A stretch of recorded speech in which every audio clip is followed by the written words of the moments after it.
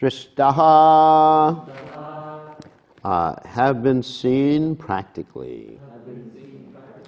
Maya, by me. Divi, in the higher planetary systems. Vibho, O my Lord. Akila, all. Dishnapanam, of the chiefs of different states or planets. Ayuhu, the duration of life. Shriyaha, the opulences. Vibhavaha, glory's influence. Ichati, desire. Yan, all of which. Jana ayam, these people in general. Yea, all of which. Duration of life, opulence, etc. Asmat pituhu, of our father Hiranyakashipu. Kupitakasa, by his critical laughing when angry. Vijrimbita, being expanded. Bru, of the eyebrows. Vispurjitena, simply by the feature. Lulitaha, pulled down or finished. Saha, he my father. Tu, but. Te, by you. Nirastaha, completely vanquished. So translation. My dear Lord, people in general want to be elevated to the higher planetary systems for a long duration of life, opulence, and enjoyment. But I have seen all of these through the activities of my father.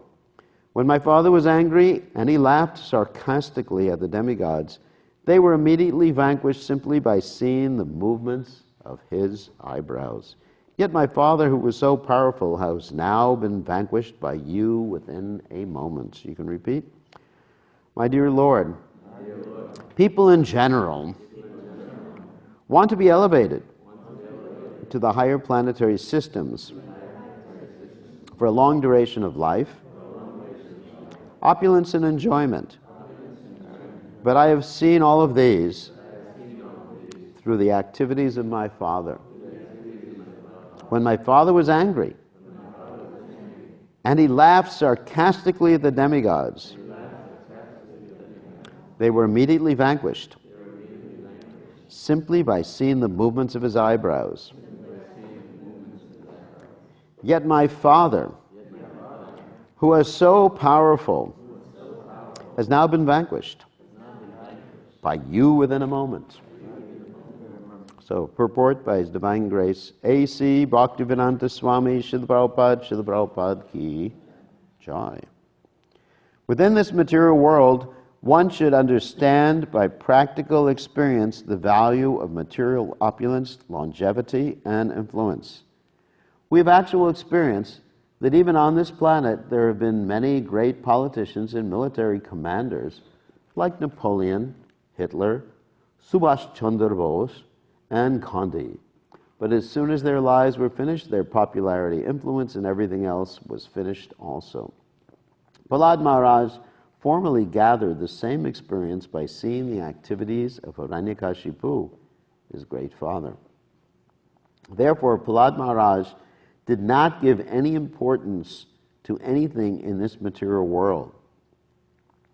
No one can maintain his body or material achievements forever.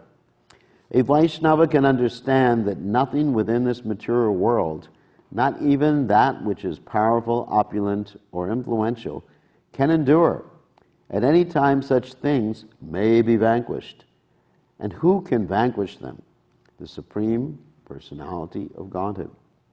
Therefore, one should conclusively understand that no one is greater than the Supreme Great. Since the Supreme Great demands Sarva Dharman Parityajya Mam Ekam Sharanam Vraja. every intelligent man must agree to this proposal. One must surrender unto the Lord to be saved from the wheel of repeated birth, death, old age, and disease. So, Drishta maya devi bibho kila jishyapanam ayu shriyo vibhava kitchati anjano yam yesmat pitu kupita hasa vijrumbita bhru vishpurjitena lulita satute nidastaha. So, Om Ganat Timiranda Shah Gananjana Shlakaya Chakshur Meditam Yena Tasmai Shigurave Namaha. So here in this particular verse in purport, one of the problems, considering the heavenly planets as being pointed out, heavenly planets or having supremacy, and that problem is the time factor. As Krishna states in the Gita, Kalo Asmi and Mritu Sarva Paraschaham. I am all devouring death and I am time. And when Arjuna was perceiving the universal form, one of the things he saw in the universal form was that everyone was entering into the mouths of the universal form. There were varied mouths and opulences, and it was just like moths, the description given it, entering into the mouths of the universal form and being devoured by the universal form. Of course, the universal form is a non-vegetarian form of the Lord. So we do not worship the universal form. Actually, the devotees are not attracted to the universal form, but the universal form conceptions, of which there are quite a few, can help one in an immature state before one comes to Krishna consciousness. In other words, the appreciation, how God is everything. So this time factor, one of the main topics of the Gita also is the time factor, devours everything. Kalena sarvatra gavira ranghasa. It is very deep, and everything is taken away by the time factor. So that's one of the problems in the heavenly planets. I'll talk about another problem in a second. Of course, also Krishna says in the Gita, Shine punya marcha lokam vishanti, that people go up to the heavenly planets, and then guess what happens when their good karma runs out? They come back down. And one of the ways you know your good karma is running out when you're in the heavenly planets is your garland starts to fade. You understand? They're wearing garlands there, garlands of nice flowers, not just these imitation flowers that come from Colombia. These are imitations. I hate to tell you. And even the roses are not real roses anymore. They're bred so they look nicely, but they smell, don't have any smell. Because if they had smell, the roses would not stay very long. Did you know that? Because when the rose has smell, that's the oil coming out of the rose. And that oil causes the rose to actually decompose very, very quickly. So the roses you see here, they're offering to Prabhupada, are not actual roses. As they say, it smells like a rose, it must be a rose, but it's not a rose. It's just like they breed all these things so they look good. Like the vegetables in the supermarket, they have them so they look good. They throw out vegetables even though they're good that don't look so good because people are very much concerned with externals. Anyway, getting back to the heavenly planets, when you're ready to go, your garland starts to fade, and then Chane Punya Marchi Lokam Vishanti. So you come back down to the earth when your good karma runs out. And one way to keep good karma while you're there is to have someone, one of your offspring or your great-grandson perform pinda ceremony, and they're able to keep paying the bills for you in the heavenly planet. So anyway, when it runs out, you come back to the earth planet. That's one problem. But I think even a greater problem is that life there is quite miserable. Now that may come as a surprise to you because basically nobody smells bad there. There's no need of deodorant. Nobody gets sick there. There's no need of doctors. Just like here on this earth planet, you have to have doctors and hospitals basically everywhere. I mean, even a little tiny city of Hillsborough, not city, but town of Hillsborough, there's an office for Duke, there's an office for UNC, and then there's a big UNC hospital here, because everybody's getting sick. Prabhupada said the more hospitals you open up, the more patients there'll be to fill the hospital. It's like the living entities are everywhere in the material world, so everywhere you have a planet, there's full of living entities who are suffering their karma. So in the heavenly planets, there's none of the sickness, and there's no little crying babies there. For those of you attracted to little babies, they ain't there in the heavenly planets. Because in the heavenly planets, people have children if they decide. They don't have to have children even after having illicit connection. And even there's heavenly prostitutes, the apsaras. The children are not babies when they're born. They're full grown. You understand? So those of you ladies who like cute little babies, don't go to the heavenly planets, because you won't see any cute little babies there. So only full-grown men and women.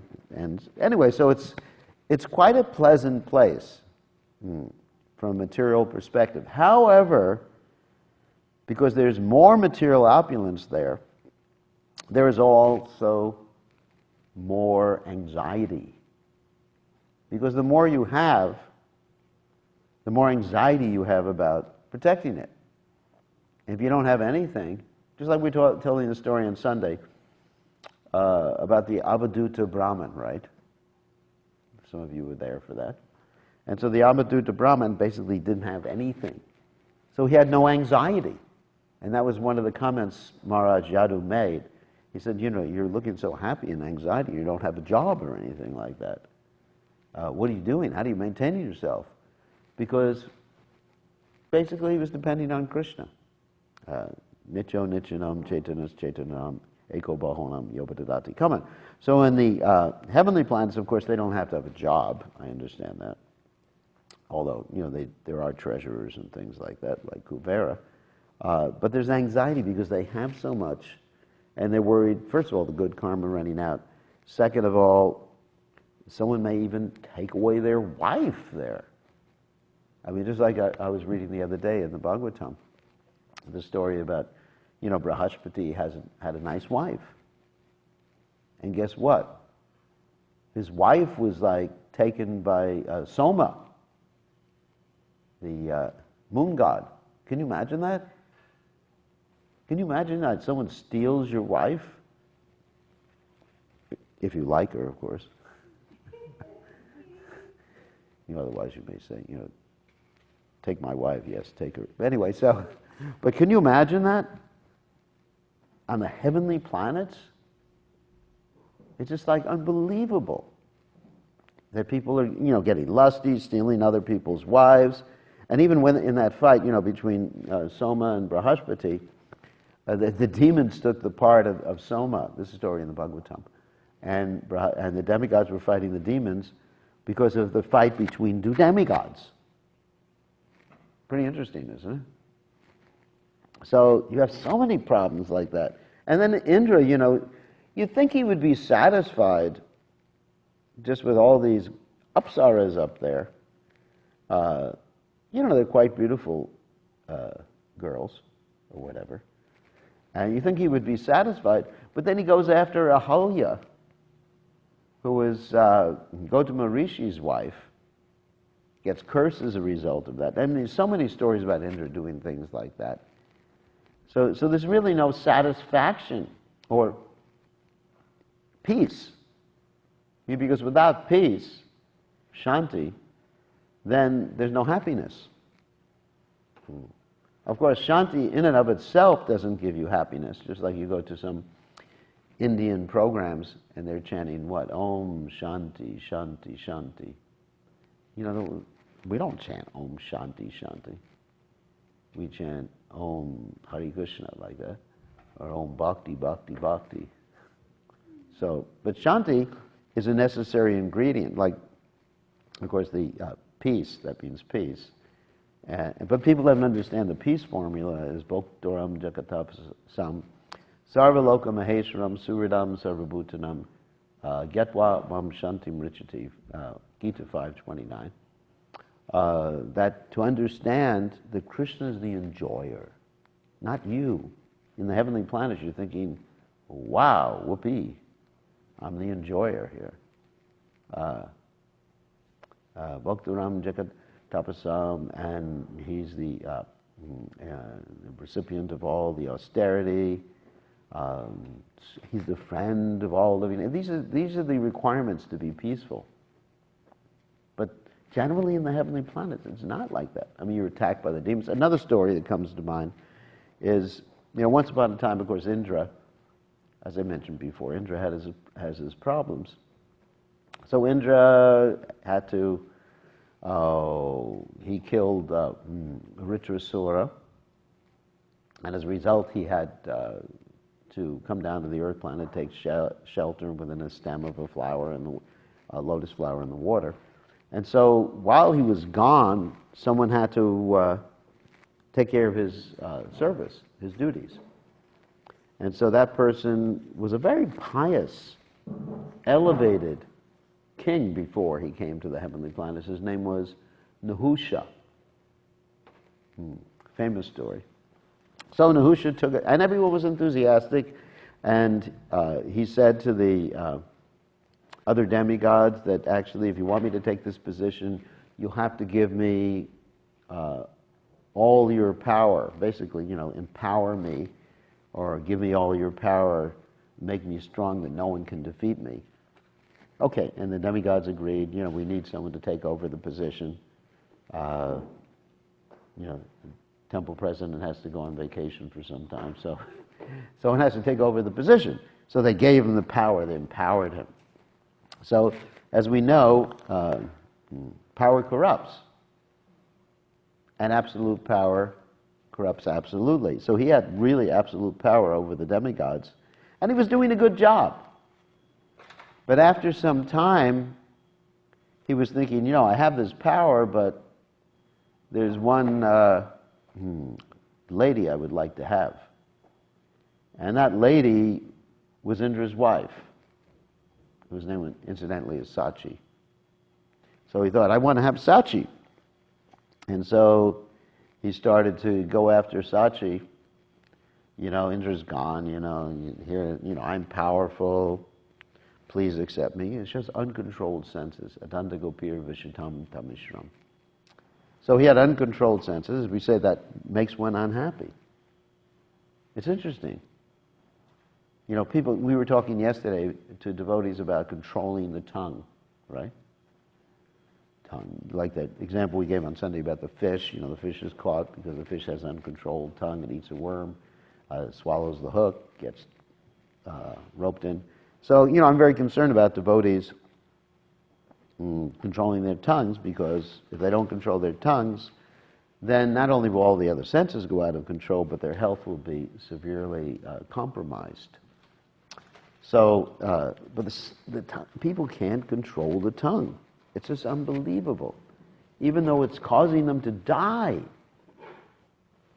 I know people who were told that unless you stop eating a particular thing, you're going to die. And they said, I can't. And they died. Unbelievable. Isn't it? It's unbelievable how strong these senses are. So, anyway, so getting back to the point. So this Nahusha, he was chasing after Sachi. And Sachi was really worried. Here's this great, powerful king. Oh, you're leaving. You don't like this story. It's interfering with your enjoyment. So he was chasing after this king. After this girl, Sachi, and he was a great king. And Sachi got worried, because she's a chaste lady. She's considered one of the chaste ladies. Like if you ever do a marriage sacrifice, she's one of the Indra, Sachi, is one of the combinations. Even Ravana and Mandodari are considered. Mandodari is considered one of the chaste ladies too. So she got really upset, went to Brahaspati, said, save me! And Brahaspati said, basically, he's so powerful, it's going to be, even I don't have the power to save you. But here's a plan. If you want to be saved, just send a message to Nahusha and tell him that you'll be happy to accept him. But he has to come, excuse me, he has to come to see you riding on an appropriate palanquin. And that palanquin has to be carried by the Saptarishis. You know, the great, great, great sages like Agastya, people like that, and Vashishta, etc. So she sent the message to this Nahusha. Nahusha gets the message and said, okay. And he calls the 7 sages, okay, you got to carry me. So while he's being carried by the Saptarishis to see Sachi, he gets a little disturbed and kicks Agastya Muni. This was actually a plan of Brihaspati. I mean, just seeing how much misery is there on the heavenly planets, or how much anxiety is there. Lust causes you anxiety. I mean, if you look at the face of a lusty person, is he just like happy? No. It's just like, it's ignorance. Ignorance is misery from the beginning to the end. At least in passion you have happiness in the beginning and poison at the end. And in goodness, you have, a little difficulty in the beginning, then happiness at the end. In Krishna consciousness, you get happiness all the time. Kevalananda Kanda. So anyway, he kicked, being agitated with sex desire, obviously, he kicked Agastya Muni. Agastya Muni said, you rascal, I curse you to become a snake. And so at that particular juncture, Nahusha sort of had a wake-up call. He was thinking, oh my God, a snake, please forgive me, please forgive me. And Agastya Muni said, there's no way I can retract a curse. You hear this all the time. But you will later on get the blessing of Yudhisthira Maharaj, and then you can come back to the heavenly planets. So later on, he becomes this serpent, not just the snake, a big serpent, and this serpent, basically in the beginning, is able to enwrap or entrap Bhimsen. And Bhimsen fights, and the serpent, of course, has the benediction that whatever strength someone uses against him, that strength he gets double or something like that. So even Bhimsen is not able to escape from this serpent, Nahusha. But Yudhisthira is able to have a discussion with this. This is in the Mahabharata story. And the serpent leaves his body, goes back to heaven. So the main point I'm making is that in the heavenly planets, there's no happiness, although people are thinking that there's happiness, because the happiness is based upon the sense enjoyment, and happiness based on sense enjoyment causes you anxiety, distress, lust, and all these other things, kamesha, krodesha, rajaguna, samudvava. So it causes you all these other things that don't give you happiness. So what actually gives you happiness? And so the happiness, the real happiness, is from within. It's not external. The real happiness is not the contact of the senses with the sense objects. The real happiness is bhakti, or devotion, or love of Krishna. And that can be achieved very, very easily by following the process of Krishna consciousness.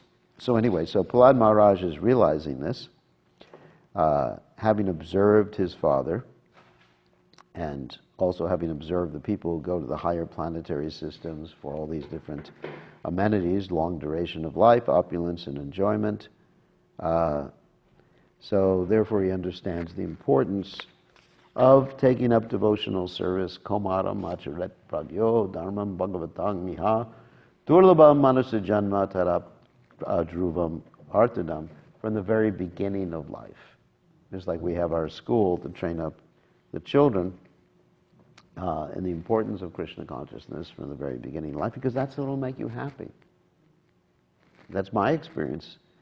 The only thing that makes me happy is bhakti, which means pleasing Krishna and pleasing Prabhupada. That's it.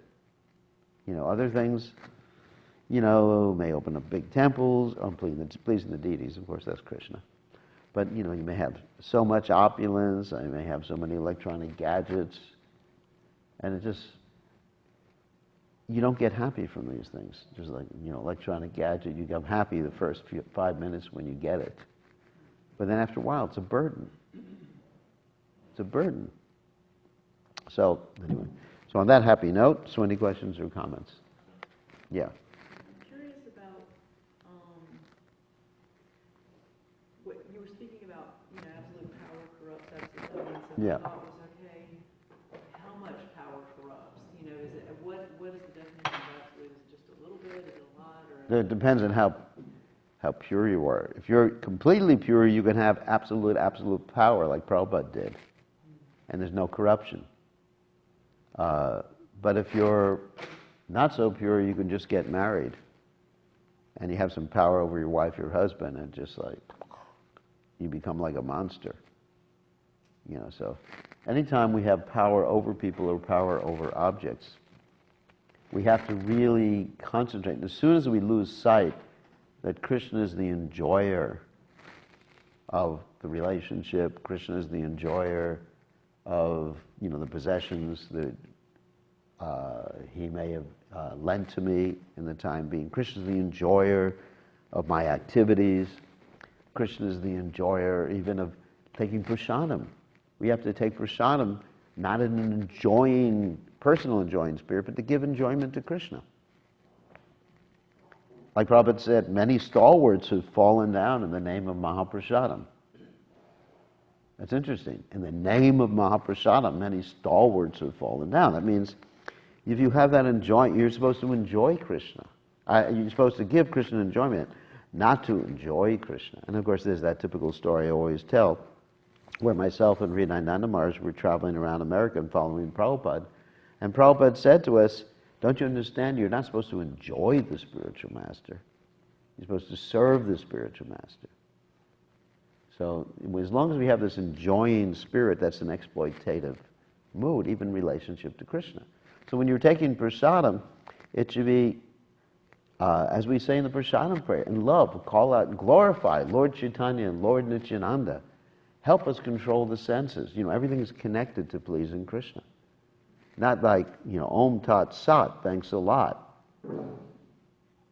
Now we can enjoy, let me dive into this place. I mean, of course, in the beginning, when you first come to Krishna consciousness, yeah, all right. You need a little purification. But at the end, or a lot of purification, we should be doing everything to please Krishna. Eating to please Krishna. Sleeping to please Krishna. So we can have the energy to serve Krishna the next day. So when we understand this one verse, Bhoktaram Jagatapasam, Krishna is the enjoyer, Bhokta, Bhogi. That's same word, Bhogi, Bhokta.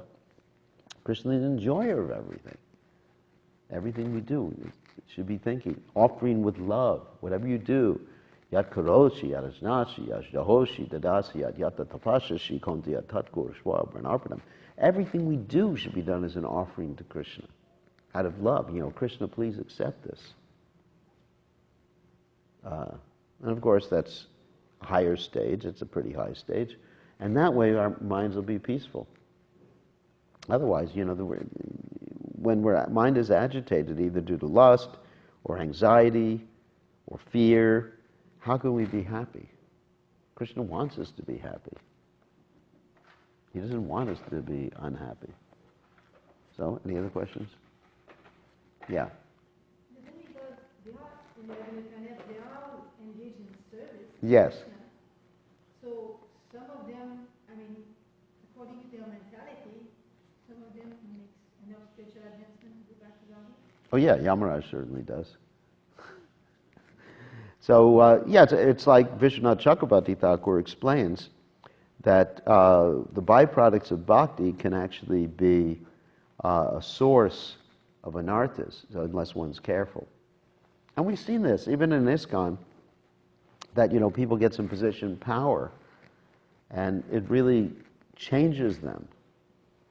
It changes them, and they succumb to the anarthas that come because of that position or power. So the demigods, it can happen to them too if they're not careful. So one has to be extremely careful. Like Prabhupada said, devotional service is like a razor's edge. One has to be very careful because as you advance, people will respect you or you'll get some position. And then if you misuse that position, it'll be like Nahusha. Punamushika Baba. Again, go back to whatever you were before. So one has to always understand what another verse is.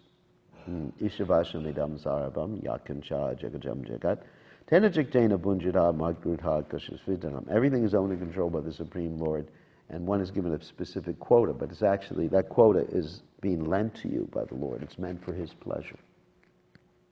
If Krishna gives you a car, it's meant for His pleasure. If Krishna gives you anything, it's meant for His pleasure. This mobile phone is meant for His pleasure. Yeah. Also, when you were speaking about the enjoying mood, like you said in the beginning, sometimes the beginning lasts a long time. Yeah, that's a problem. I see it. It's that the quote-unquote devotees, like aspiring devotees, want to enjoy Krishna. Yeah, that's okay in the beginning. Yeah, but it lasts and lasts and lasts. But that mentality, even there is Krishna there, will that bring them to the heavenly planets instead of the spiritual world? At least to Vaikuntha, most to Vaikuntha, I'm sorry. And most of Vaikuntha. Of course, in Vaikuntha, they were also trying to please Krishna. So, it's heavenly planets, yeah. Heavenly planets. That's the heavenly planets type of mood. That's the heavenly planets type of mood. Enjoying. But just like the gopis, that, you may crush me by your embrace, Krishna, you may leave me brokenhearted by not being present before me, you're completely free to do anything and everything, and you remain my worshipful Lord unconditionally.